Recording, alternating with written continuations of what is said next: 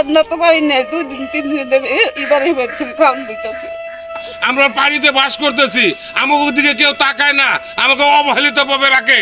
হ্যাঁ, এই দেশের সরকার আমাকে চোখে দেখে না। আমার মাল সামানা সব ডুবে গেছে, আমি ঘরের ভিতরে রান্না বাড়ি করা পারি না, খাইতে পারি না, অনেক কষ্ট। আরে এই যে বাড়ি মায়া খাজা বাদ দিছে, হে ভাত খায় মাই যে রয়েছে অন কি খায় আমার বাজার নাই নাই নাই আমার মায়ের একটা ব্যবস্থা করে। অতিরিক্ত বর্ষণের ফলে দেশের বিভিন্ন অঞ্চল যখন প্লাবিত, তেমনি বাদ যায়নি গাজীপুর সদর উপজেলার কাঞ্জানুর গ্রামটিও, যেখানে পানিবন্দী শত শত অসহায় সাধারণ মানুষ। গত কয়েকদিনের টানা বৃষ্টির কারণে জলাবদ্ধতায় পানিবন্দী হয়ে স্ত্রী, সন্তান, গৃহপালিত প্রাণীসহ অতীব কষ্টে তাদের সময় পার করতে হচ্ছে প্রতিটা মুহূর্ত, প্রতিটা ক্ষণ। ভুক্তভোগী অসহায় মানুষের অভিযোগ, যে নামের সাথে গ্রামটির নামকরণ করা হয়েছে কাঞ্জানুল, সেই নুলটি আর নেই। কালের আবর্তনে আস্থা বিলীন হয়ে গেছে, যার মূলে রয়েছে শুধু একটি বাউন্ডারি। শিল্পপতিরা যে বাউন্ডারি করেছেন তা পানি নিষ্কাশনের কোনো সুব্যবস্থা না রেখেই অপরিকল্পিতভাবে করার কারণেই এখানে আজ এ অসহায় মানুষের দুর্ভোগ। ফলে এলাকার প্রতিটি মানুষের ঘরের মেঝেতে এভাবে পানিতে পরিপূর্ণ। আসবাবপত্র থেকে শুরু করে অনেকের একমাত্র সম্বল যে মাটির ঘরটি ছিল, আজ তা জলাবদ্ধতায় গ্রাস হলো। এখন মাথা গোজার নেই কোনো ঠাঁই।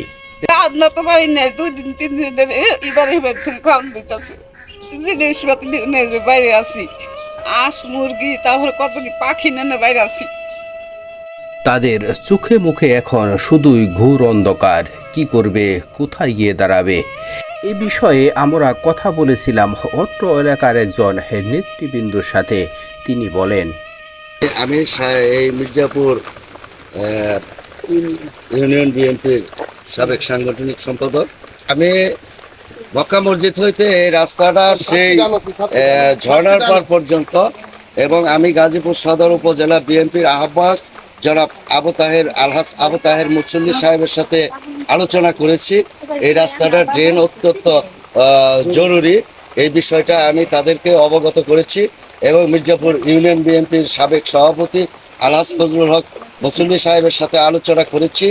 এবং আমি যেখানে দাঁড়িয়ে রয়েছি এই বাড়ির এই রাস্তাটা এখান থেকে কাঞ্জানুল স্কুল পর্যন্ত আমি ড্রেন চেয়েছি রাস্তার মাঝখানে, এবং এই বিষয়গুলো নিয়ে আমি আলোচনা করেছি।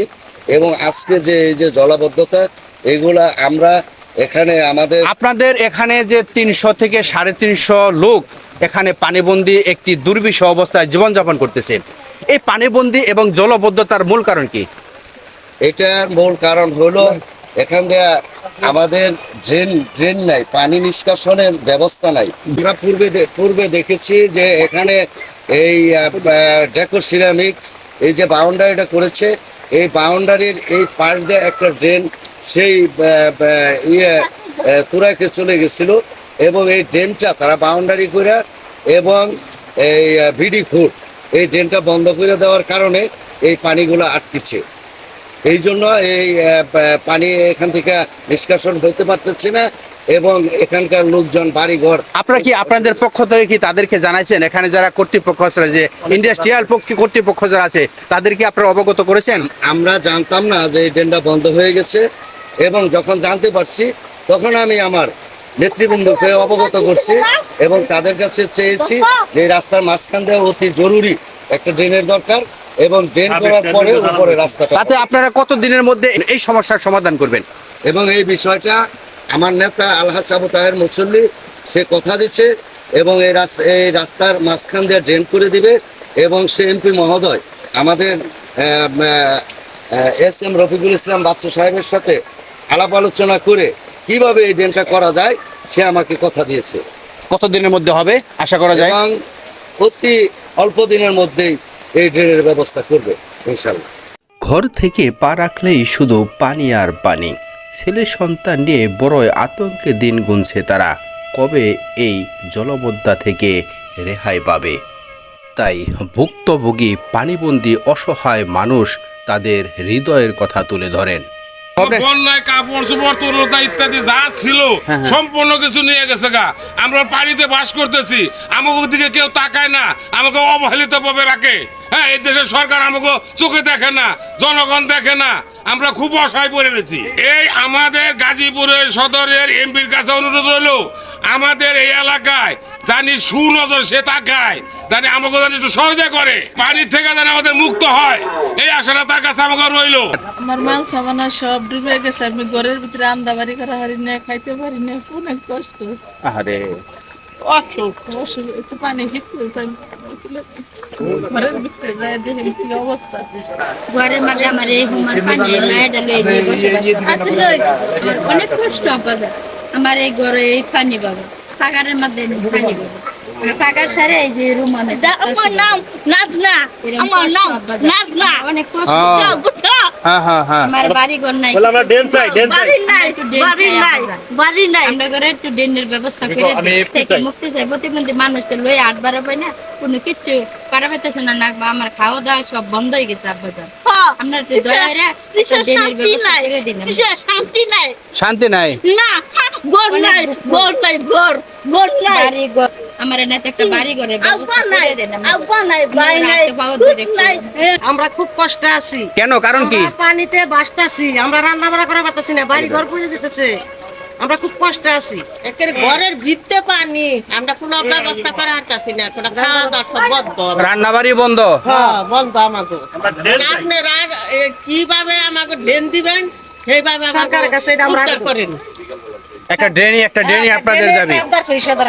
শুধু এখানেই শেষ নয়, শিক্ষাঙ্গনে পাঠদানে ক্ষুদে শিক্ষার্থীরাও রয়েছে চরম দুর্ভোগে, রয়েছে তাদেরও অভিযোগ। স্কুলে যাইতে পারি না এই পানির জন্য। কি নাম তোমার? ফাহিম।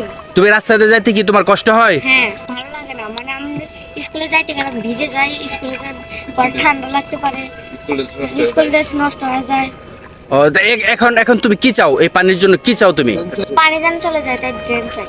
এমপি মহোদয়ের কাছে অনুরোধ যেন এই পানিগুলো নিষ্কাশনের জন্য ব্যবস্থা করে।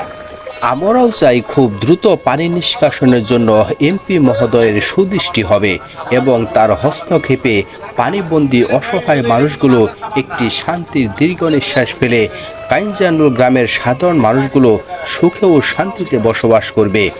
সেই প্রত্যাশা রেখে সবার সুস্থ এবং সুন্দর জীবন কামনা করে আজকের মতো বিদায় নিচ্ছি। সবাই ভালো থাকবেন, সুস্থ থাকবেন এবং সুন্দর থাকবেন।